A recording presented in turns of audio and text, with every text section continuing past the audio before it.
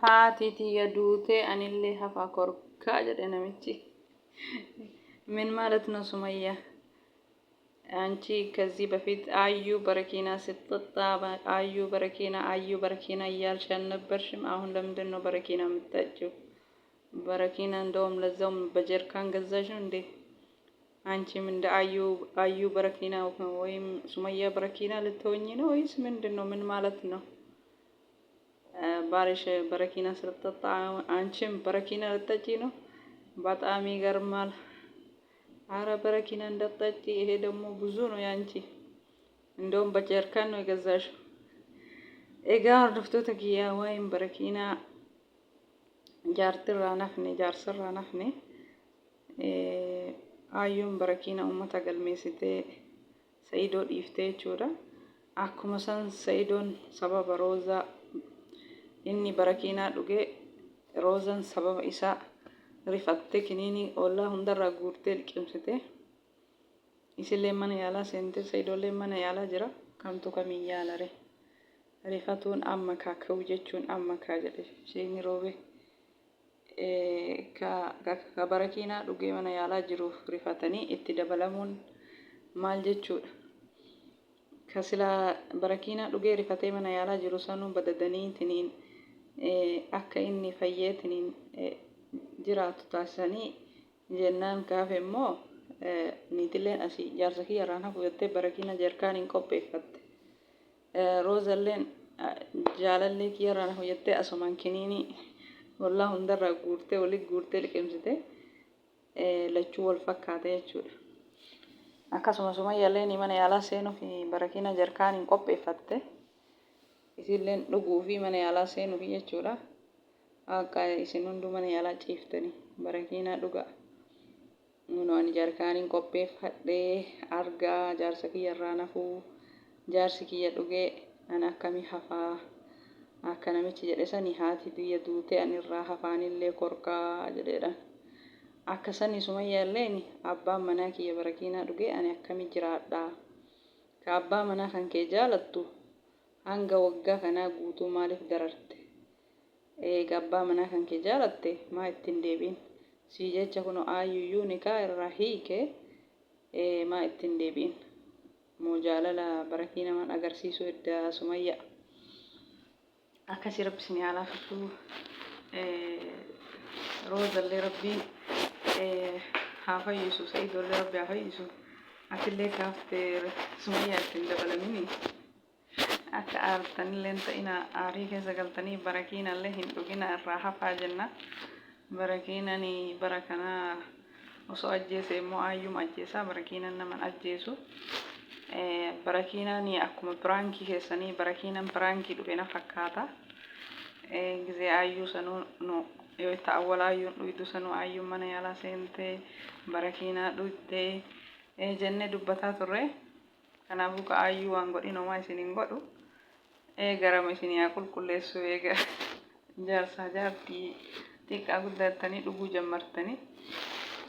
Rabbi isin haa laafisu jenna. Assalaamu alaykum warahmatullahi wabarakaatuh. Kabajamtoota fi jaalatamtoota hordoftoota faamilii Orootuuf jirra jirtu. Baga jiraattanii isiniin jedha faamilii kiyya xiqqaa guddaa amantii kutaa ganda osoo hin jenne hundumti keessanuu. Warroon amantii birallee ashamaa arga fuunee baga jiraattanii faamilii kiyya.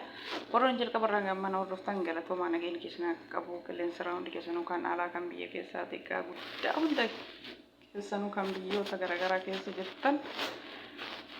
Naa jiraadhaa naaf galatoomaa ammallee viidiyoo kiyya isin tole laayikii sheerii koomentii barreessaa isin jedha. Warroonni yeroo dhuftan immoo ani dhufu baga nagaan dhuftanii. YouTube channel kiyya isin tole seenaa subscribe godhaa laayikii sheerii godhaa koomentii barreessaa.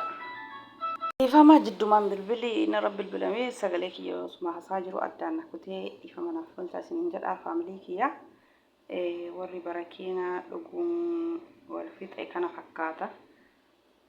Roozalleen akkuma argitanii mana yaalaa seentee kiniiniin namni kiniinii hunda liqimsitee beezan immoo jidduu kanatti isiin Sa'iidoof aaraa jirti.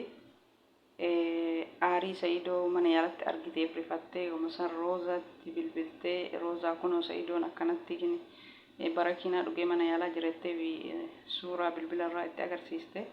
Isillee rifattee lafa dhoofte.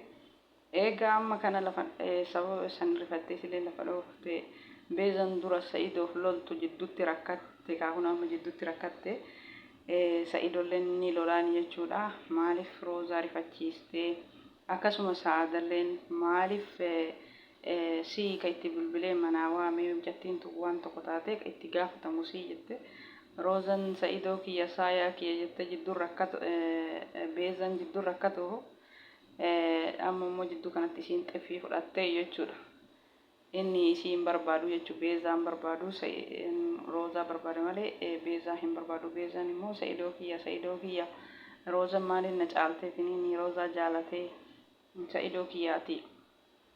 Sirra laalu waa hedduu sitti jira wanni hedduu sitti jiru kaalsii tokko si dagachiisee tokko si direchiise. Bakka sanitti hedduun tokkoon kolfee jechuudha. Jara lachuu Rabbi haa fayyisu. Kaalsii tokko dagatee Sa'idoon kaalsii tokko godhanne fayyaa itti jira kaalsii tokko godhatee kaalsii tokko dhiise. Kanaaf sirra laalu Sa'idoon kiyya maal ta'e na jijjiirame saayyaan kiyya maaluma ta'e na jijjiirame jetti beezan jechuudha. Duraa osoo si jaalate roozaan jaalatu amma immoo jidduu rakkattee sababa Sa'idoon cinqamuuf dubbii biraatitti galte jechuudha roozan beezani. Bakkuma kanatti immoo xiffii fudhattee jechuudha osoo Sa'idoo kiyya saayaa kiyya maalii kiyya maan na jalaa ta'e maarree kiyya osuma jettu Sa'adalleen itti dhaadataa jirti mucattiin tun wanta akka taate itti gaafatamu sihii jedhaanii jirti itti gaafatamummaa fudhadhu jedhaanii jirti. Beezan immoo jidduu kana rakkatte jechuudha osoo Sa'idoof loluu deemtu Sa'idolleen wucilleen kazii ayinish እንዳአይስ jedheeni ofirraa bayi jedheeni fayyaa waan sitti jiru sirra laalu jettee biraa baate jechuudha. Bakka rooza mana yaalaa seentetti immoo xiffii 2-3 takka fudhattee jirti beezan jechuudha. Jaalalaa fi gufuu xiffii fudhattee jirti. Akkasii barakiinaa dhuguu fi isillee nama beezaa bichaa hafe ayyuun dhuyde Sumayyaan asiin dura koloriksii dhuyde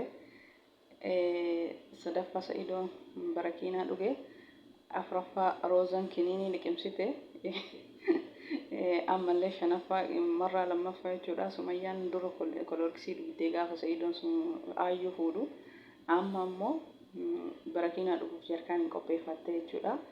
Jaarsi kiyya dhugee anillee irraa nafu jaarsi kiyya dhaqqabuu qabaa jetteerti jechuudha. Sumayyaalleen barakiinaa kun jarkaan akkuma argitan viidiyoo jalqabaa irratti barakiinaa qopheeffatte jechuudha isilleen dhuguuf jechuudha.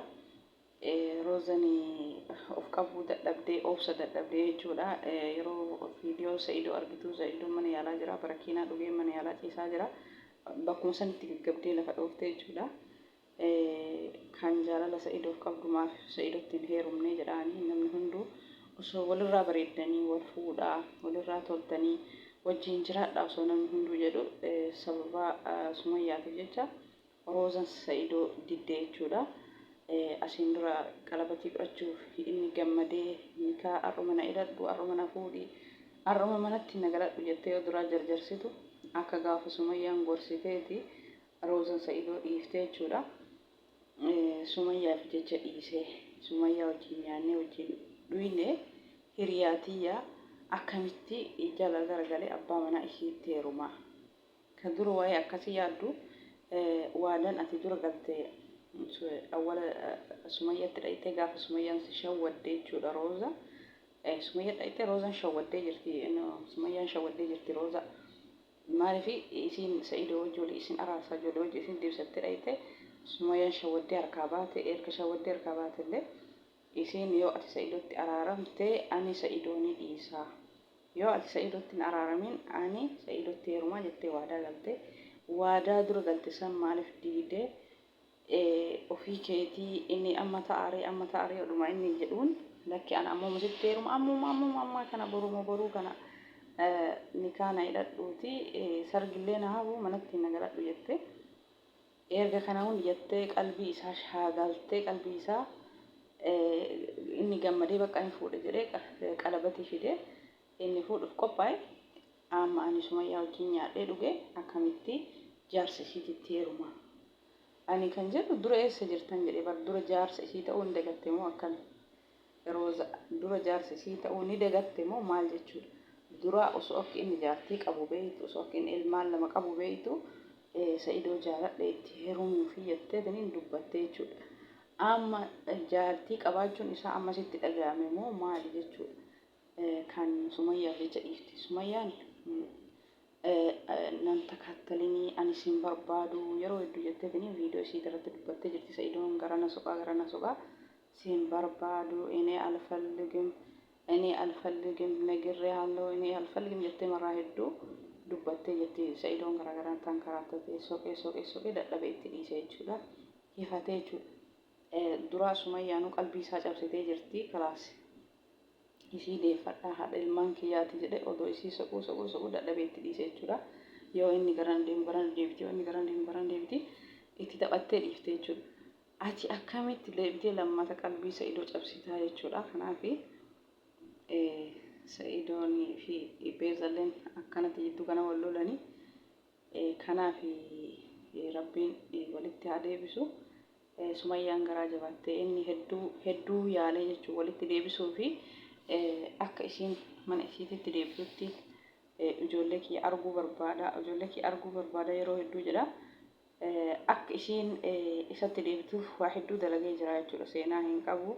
Waa hedduu tankaraatatee jira jechuudha. Garana deema Yamaniin deema biyya. Kanaaf Roozan qalbii isaa lammata cabsuu osoo hin taane qalbii isaa fayyisuu qabda malee eegisiin araaramuu diddee isa atillee isa miidhuu hin qabdu.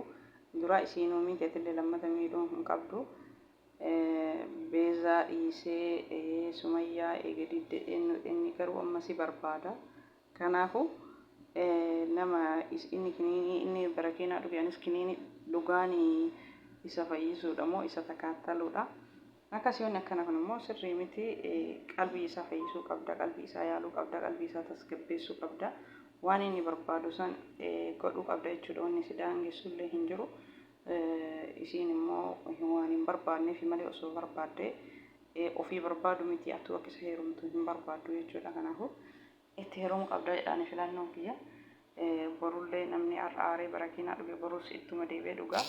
Kanaaf qalbii isaa gammachiisuu qabda. Qalbii isaa cabsuun osoo hin taane qalbii isaa gammachiisuu yaalii akkasii Beezallee dhiisee jira sababa